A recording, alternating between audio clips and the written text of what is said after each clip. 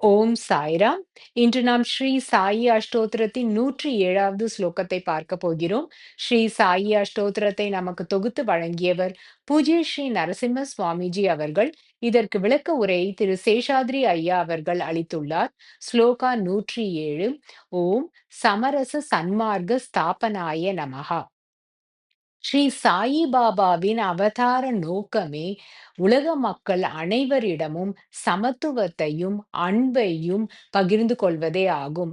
அவர்களிடம் ஒற்றுமையை விளைவிப்பதே அவருடைய நோக்கம். ஆகையால் அவர் தான் எந்த மதத்தில் அல்லது எந்த குலத்தில் பிறந்தார் என்பதை கூட அவர் எப்பொழுதுமே குறிப்பிடவில்லை. எல்லா மதத்தினரையும் சமமாகவே பாவித்து அனைவருக்கும் சமமான அன்பையே அவர் செலுத்தினார். இன்று அளவு கூட ஸ்ரீ சாயி பாபா எந்த குலத்தில் பிறந்தார், அவர் ஹிந்துவா, முஸ்லிமா, கிறித்தவரா, சீக்கியரா என்று ஒருவராலும் அறுதியிட்டு கூற முடியாது.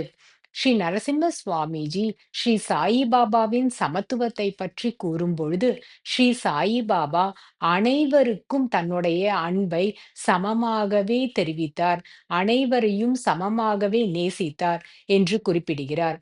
ஸ்ரீ சாயி பாபா தன்னுடைய தெய்வீக சக்திகளை கொண்டு தன்னுடைய கவனத்தை ஆயிரக்கணக்கான மக்கள் ஆயிரக்கணக்கான இடங்களில் வசித்து வந்தாலும் அனைவருக்கும் சமமாகவே அளித்தார் என்று குறிப்பிடுகிறார். ஸ்ரீ சாயி பாபா மிகவும் சூக்ஷ்மமான முறையில் தன்னுடைய செயல்பாடுகளை செய்து வந்தார்.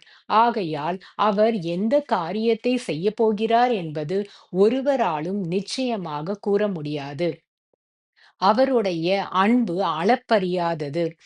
அவருடைய அன்பை பெற்ற ஒவ்வொருவரும் தங்களிடையே சகோதரத்துவத்தையே பாவித்தனர்.